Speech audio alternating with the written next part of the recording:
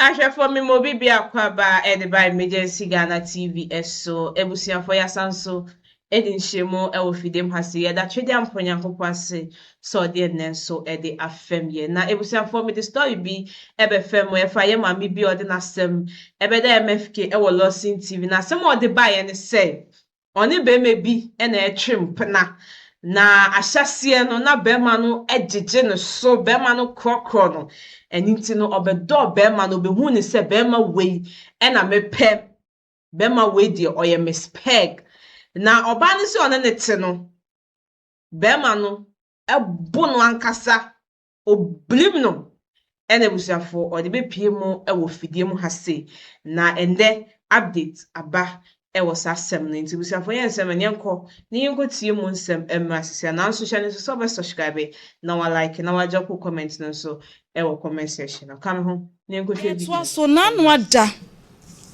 ana ye nua baako edisun e ba ye se nempra wone ne tie no wabo no mra wanyim bema 10 gram ofiane okay opemfo no opemfo na wo ba ya ma me frimpoma etene mu no ene wo wa ha sei ma me etsen pacho nyame adum eya no akasa kese amaye wai bibia boko de nyame adum bibia boko ene wasan aba uko ofie de ni si o pacho me ko ofie de bibia ensi bai ya kama bibia to atwana ye de ba beto atiefo enim wakama bibia atwa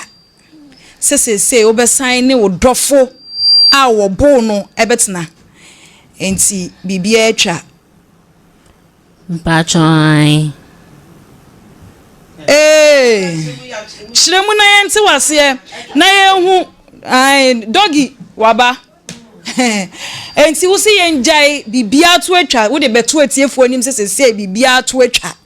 pacho ai se ya kama bibia kwa akodadin 96. enti chiremu chire bo amane chire ye wati ase de si ye bia chiremu o mi ko fi de basabasa ye bia ensi bai nana jema ye ekohu assembly man ebem nti abufuo ne ntawantawa ne nema na ekosu ni na esanse assembly man na bem ni nti bibia kwa akodadin ni se wa hanim se anopai okay bema no ewa hase bema otinensa ebo ba bema 10 gram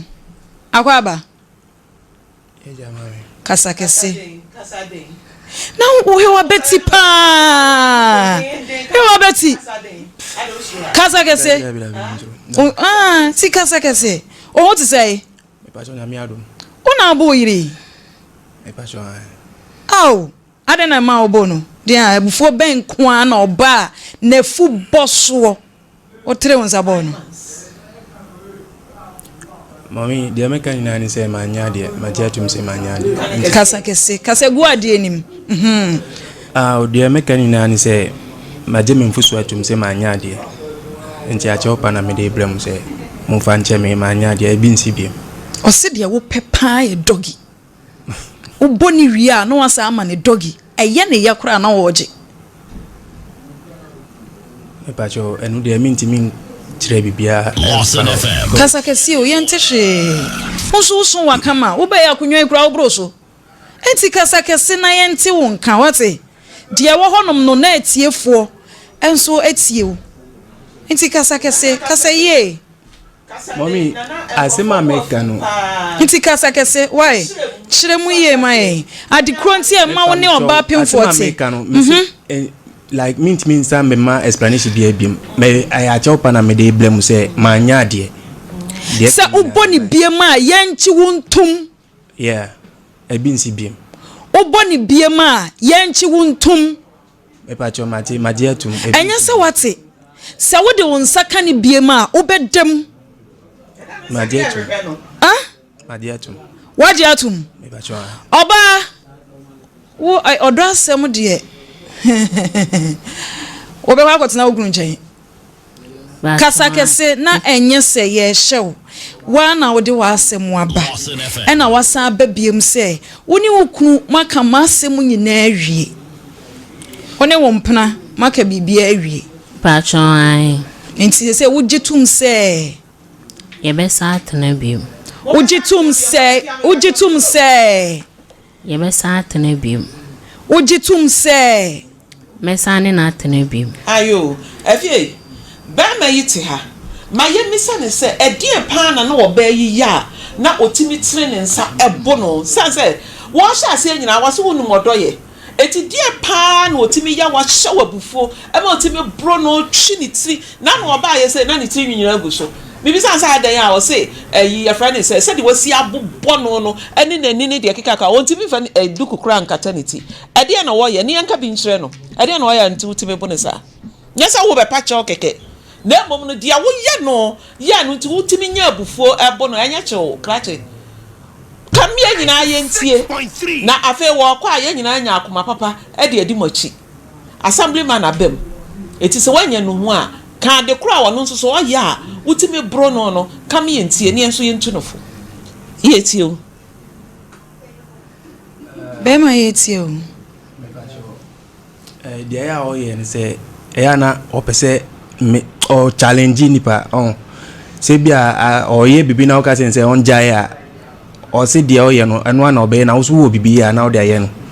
so ya na o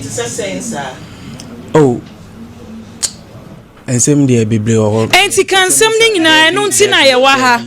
eno nti na ye wa ha because ababa wa no mame nkasa ababa wa no sesei wa behye yensa oya ban so ni pafi se wonyem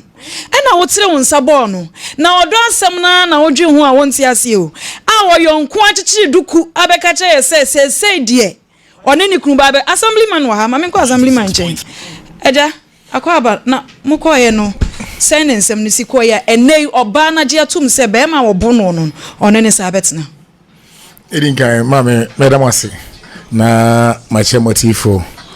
na makase mo yadie enuma pa mobo ede boa Ghana for titiro ma enibi na mo hu mobo ka assembly aksa wo hono na meyin committee okay treasure tiene etene mo hwe SCC asem na almost anti ya sasa so santin ma brempo na kofie boa daso asasa no moti timisa wa himfi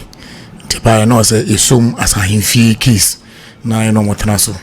tie free abranti na jona me say o me hu na jona meche no because ye empesu ano so die obo ho a obi aga say assembly man committee for die ye so sansan fon so na say man bi kra yi me eche na up to the order so dem wo ma bi so plan ba ya che no on so da so dem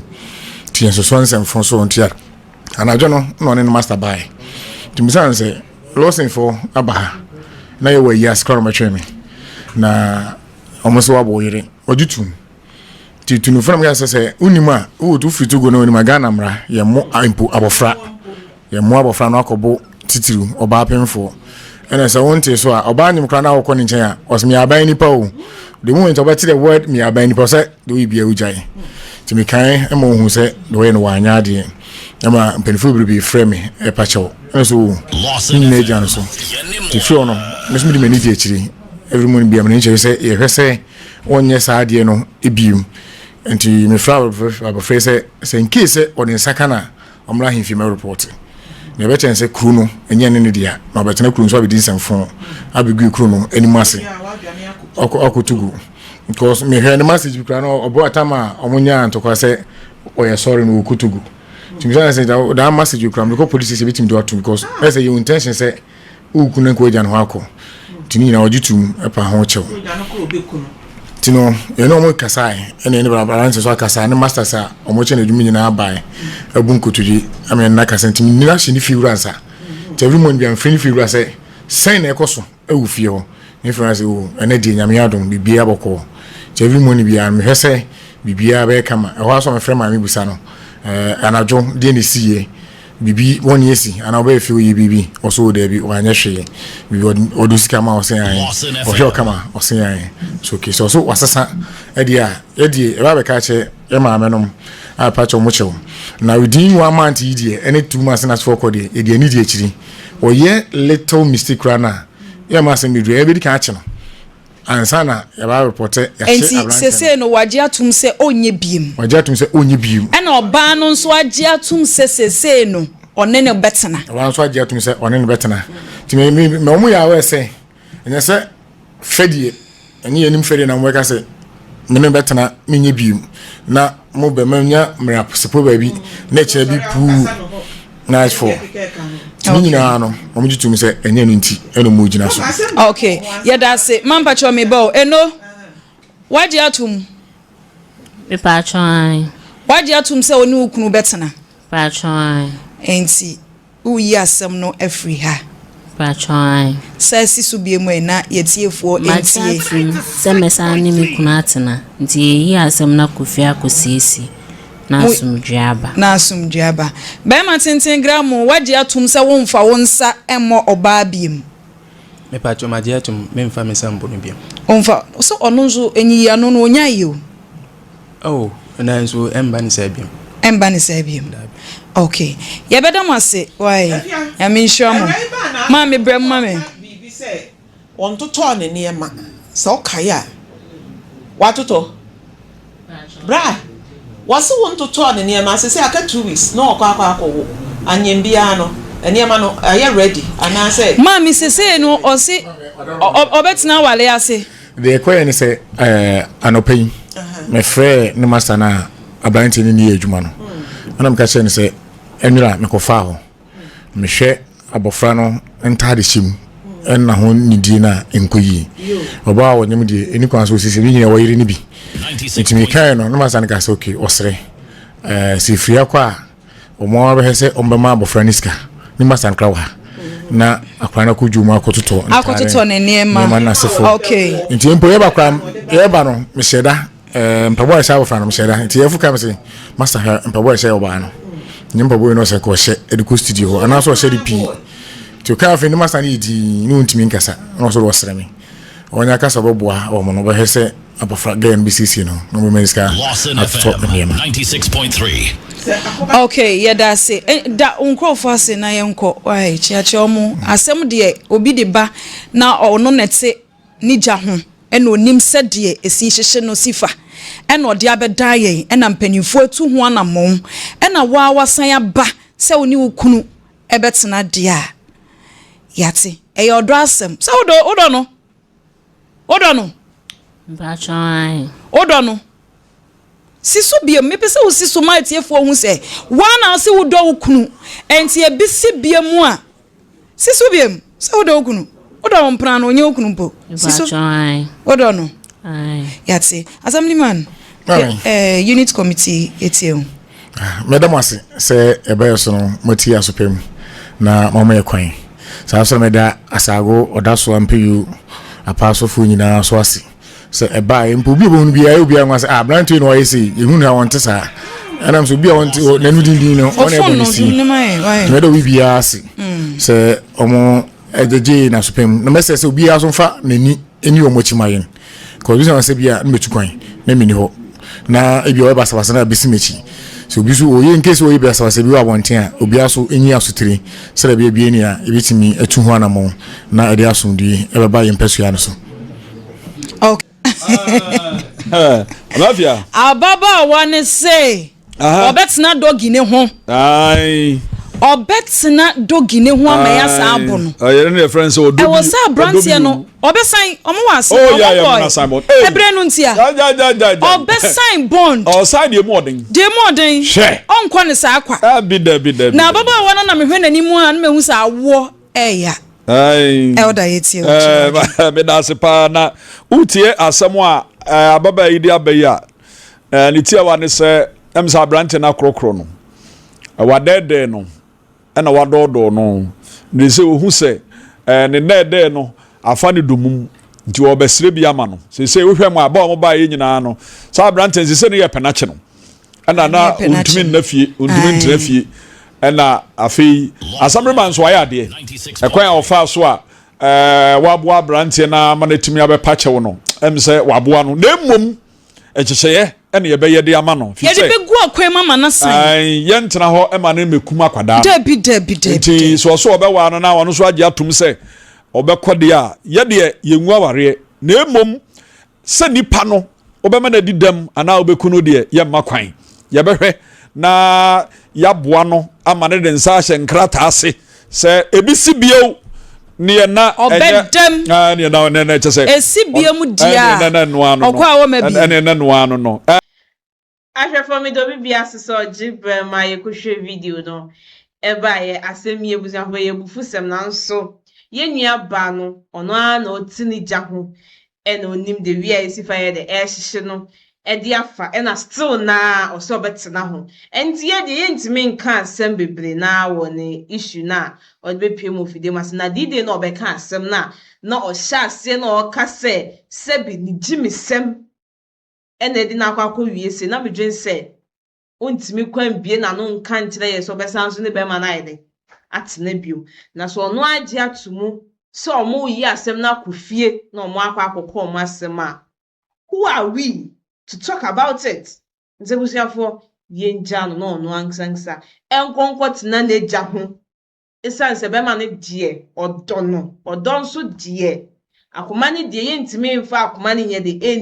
enye de empre akoma ne se we na mepe wo die untimi nkontrol no ntebusiafo ye nua be yasemi o se ogusu ado ne boyfriend ne mpena no ogusu ado no to pese one na aye de etsena ntebusiafo aha e na medi mu ebesi esanse ye nua be yasemi ono awa conclude na asem awie na me ba be ka ho asem medi mini bibia ye de eka e wo ho na nso mpaibo e na ye bose bema no ensanso nshow no emma no ensanso betena fidie mu ha se ensanso nka na asem nkyere yen because isi anu ya ye third person so de ye ni ho because dide no de asem no be piem wo fidie mu ha se ne die ye super bema na akasa ye di na tem ntiene ya ba be third person because omo asanso akọ kan asem no ama yen no yen na ye ke bia ma no na ye pesi police fo ni achi be ma no ya be third person ntira de se de na ye bompa ye so nzanso mfa asem no embepie mu e wo fidie mpa se busiafo edi ameje so ani ketche mami esi enese e besanso edi nhyiemu e wo hasenso ebio e busiafo